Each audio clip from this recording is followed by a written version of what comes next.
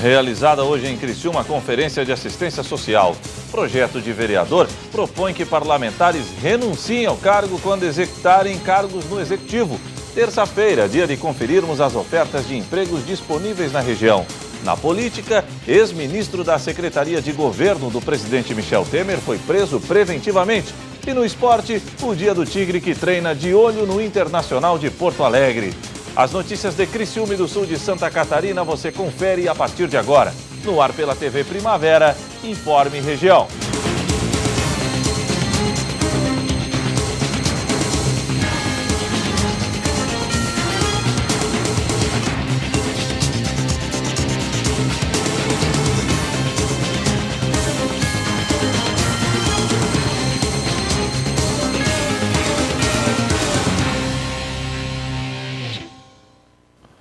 Hoje, terça-feira, 4 de julho de 2017, para você que sintoniza a tela da TV Primavera, uma boa noite. Foi realizada hoje em Criciúma a 11ª Conferência Municipal de Assistência Social. A intenção era discutir direitos e políticas públicas para o setor na cidade. A Conferência Municipal discutiu os direitos e políticas públicas de assistência social do município de Criciúma. E nada melhor do que falar do assunto com os usuários, profissionais, entidades de assistência social e estudantes da área. A Conferência Municipal de Assistência Social, ela visa a informação dos usuários e a participação dos mesmos, para a gente fortalecer e ampliar a rede de serviço socioassistencial no nosso município e a posteriori no Estado e na União. A intenção do encontro é fortalecer o Sistema Único de Assistência Social, o SUAS, e garantir os direitos dos que realmente precisam dos serviços disponíveis. O Sistema Único da Assistência Social, ele rege vários benefícios socioassistenciais para os usuários, dentre ele o benefício de prestação continuada, como todos sabem. E no momento, a gente está percebendo um desmonte da assistência social como um todo, São várias leis, são vários critérios que estão deixando de ser cumpridos. E qual é o nosso papel hoje, enquanto conferencistas, enquanto mobilizar os usuários? É justamente para formular essas propostas, para corrigir as falhas do sistema, ordenar e fortalecer os trabalhos que hoje nós temos implantados, tanto no município, no estado, quanto na União. Na atualidade, ainda é grande o número de atendimentos realizados com alguns erros, que acabam atrapalhando o andamento dos trabalhos. Eu vou dar o exemplo do benefício de prestação continuada. Ele é um benefício que não é contributivo e ele é da assistência social, porém, se vocês perceberem nos informes televisivos, ele está meio que sendo vinculado à Previdência Social e isso não pode ocorrer. Então, esse acesso ao benefício ele tem sido um pouco dificultado por essa questão. Então, assim, ele não é contributivo, ele é da assistência e quem se enquadra no critério deve receber, sim, este benefício, assim como outros. Benefício eventual de alimentação, a isenção de taxas de retirada de certidão, a questão da vulnerabilidade social do indivíduo naquele momento deve ser respeitada e, por isso, precisa ser reordenado e fortalecido o trabalho junto aos profissionais de toda a área de assistência. Um vereador de Criciúma elaborou um projeto que promete muita discussão na Câmara de Vereadores. A intenção é impedir que os legisladores eleitos possam assumir cargos no secretariado do Executivo, ou seja, se assumir que a vaga, pelo menos, seja renunciada. O vereador Ademir Honorato apresentou no Legislativo um projeto de lei que tem como objetivo não permitir que os vereadores que forem eleitos pela população venham ocupar um lugar no Executivo. Vários municípios no país já estão fazendo isso, Então, é mais um momento, está latente, as pessoas querem isso, elas pedem para que realmente tu fosse eleito para aquele motivo, ele trabalhou, ele fez para votar em ti, para ter você como representante. Daí você não está ali como esperando naquele local que o eleitor gostaria que você estivesse, Ele sente aquela falta, E essas pessoas estão eleitas para legislar e não para executar. O executivo, executivo, legislativo, legislativo. No projeto, se o vereador preferir fazer parte do Executivo, deve renunciar ao cargo de vereador para assumir a vaga no Executivo. Esse projeto ele veta a qualquer vereador a assumir qualquer tipo de cargo público com o prefeito, com a prefeitura, certo? No caso, ele tem que se renunciar ao mandato e assume o suplente. Aí ele faz o trabalho bem feito lá, que se está sendo levado, porque ele tem uma boa aceitação para onde ele vai. E o suplente, ele entra com liberdade de ter o direito do voto, de não ficar à mercê da volta de outro. Não estou citando um caso, em todos os casos. Né? Daí ele, a qualquer momento, ele pode ter os seus assessores, as suas pessoas, ele indicar que daí o mandato é dele. Para isso existem os suplentes, né? A intenção é que, se esse projeto for aprovado, os vereadores que ficam como suplentes possam trabalhar sem receio de que o vereador que saiu possa retornar para sua vaga no Legislativo. Nós somos testemunhas, certo, da devassa que está acontecendo no Brasil, certo? Então, assim, vamos deixar de ser ingênuos. Nós temos que começar a fazer a coisa valer e começar por nós, porque a peça mais complicada do xadrez, a que mais está de frente com a população, é o vereador, certo? Então, nós somos o para-choque, o vereador é o para-choque. Né? Então, vamos começar a dar os exemplos por nós, aqui por baixo. O município de Criciúma tem alguns vereadores que estão hoje em vagas no Executivo. E se a lei for aprovada, deve começar a valer imediatamente. Bom, se o prefeito vai aceitar ou não vai aceitar, se ele vai vetar ou não vetar, tem primeiro ser aprovado, né, para ele vetar. Eu acredito que os vereadores não vão se opor a isso. Eu acredito piamente que essa lei ela vai passar. A seguir, ex-ministro da Secretaria de Governo do presidente Michel Temer foi preso preventivamente.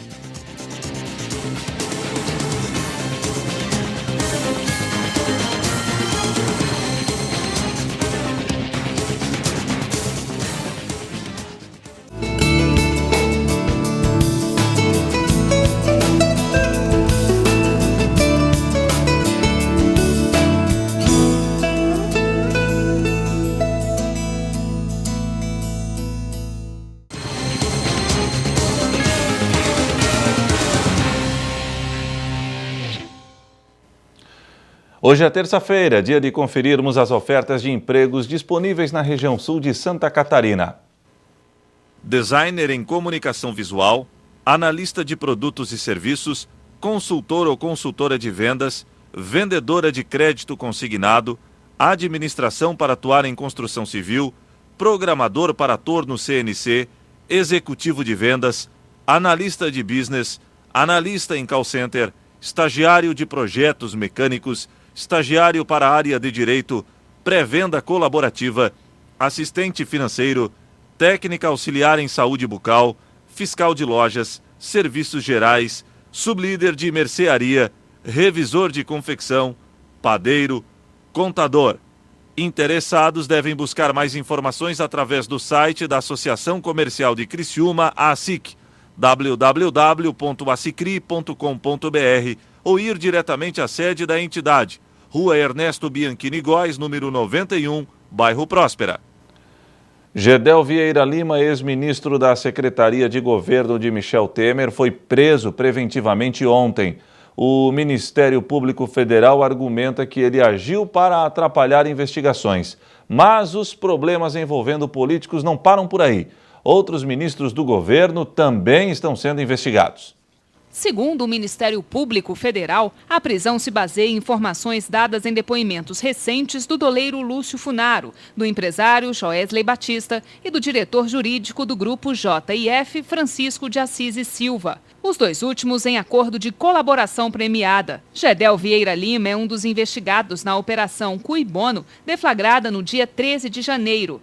A frente investigativa apura irregularidades cometidas na vice-presidência de pessoa jurídica da Caixa Econômica Federal, durante o período em que foi comandada por Gedel Vieira Lima. A investigação teve origem na análise de conversas registradas em um aparelho de telefone celular apreendido na casa do então deputado Eduardo Cunha. Na petição apresentada à Justiça, foram citadas mensagens enviadas recentemente entre os meses de maio e junho por Gedel, a esposa de Lúcio Funaro, para provar tanto a existência desses contatos quanto a afirmação de que a iniciativa partiu do político. Funaro entregou à polícia cópias de diversas telas do aplicativo. Nas mensagens, o ex-ministro sonda a mulher do doleiro sobre a disposição dele em se tornar um colaborador do MPF. Para os investigadores, bastidores, os novos elementos deixam claro que Gedel continua agindo para obstruir a apuração dos crimes e ainda reforçam o perfil de alguém que reitera na prática criminosa.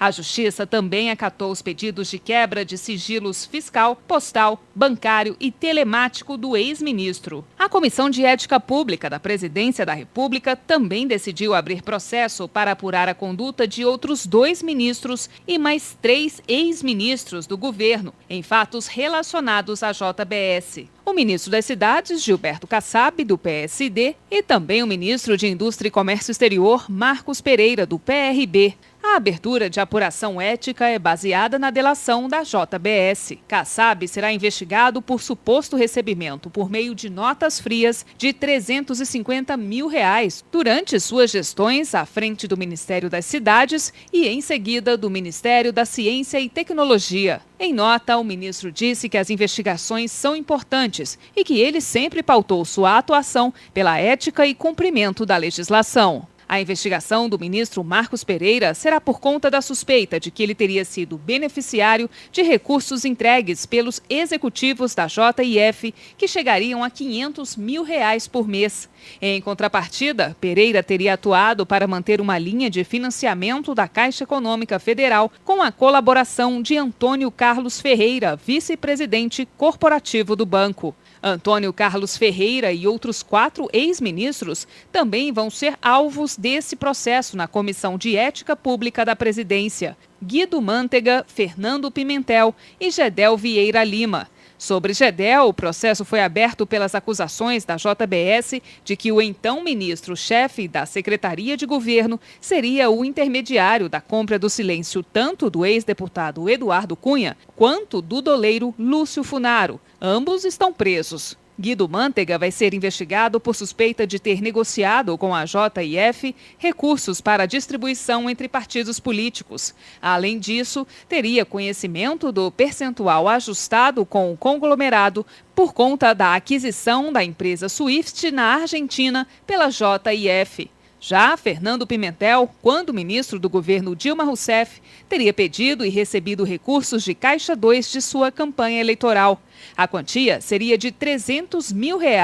Todos terão um prazo de 10 dias para apresentarem esclarecimentos. Entre as punições possíveis estão a advertência e recomendação de exoneração para os investigados que ainda estão no governo.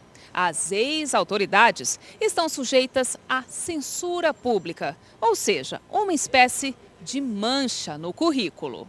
Segundo o presidente da Comissão de Ética, Mauro Menezes, a investigação de ex-ministros deve ser feita mesmo após eles terem se desligado do governo, para que sejam punidos caso tenham cometido irregularidades. Menezes declarou ainda que não cabe ao colegiado abrir procedimento sobre a conduta ética do presidente e vice-presidente da República. A resposta veio ao ser questionado sobre o tema, já que Temer é investigado no Supremo Tribunal Federal em inquérito aberto com base nas delações da JBS. A seguir, o Dia do Tigre, que treina de olho no Internacional de Porto Alegre.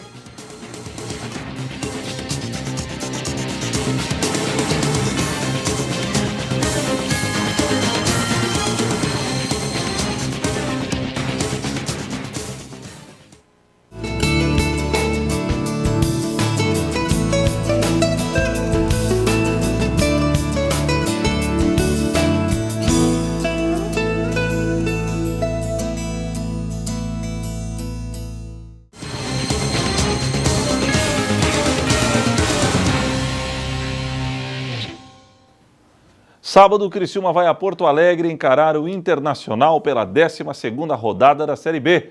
Para o Carvoeiro, uma vitória seria sinônimo de proximidade do G4.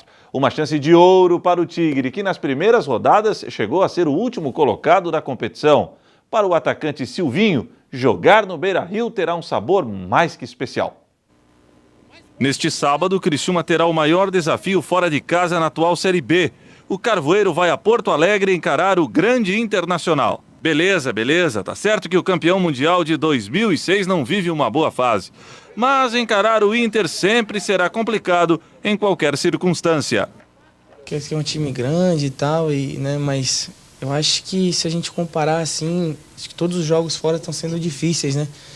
Se pegar contra o Juventude, um gol no final do jogo, contra o Vila Nova, aí quase a gente consegue a vitória. O próprio Londrina que ganhamos, mas foi muito difícil. Então são jogos, acho que todos os jogos fora são difíceis, mas acho que por ser o internacional, as pessoas e os próprios torcedores falam que vai ser o jogo mais difícil. Acho que a gente tem que ficar com a cabeça tranquila, tratar como qualquer outro jogo que a gente está jogando fora. Silvinho, atacante do Carvoeiro, sabe muito bem como o Tigre precisará se comportar em campo para explorar a má fase do Colorado e sair do Rio Grande do Sul com um grande resultado.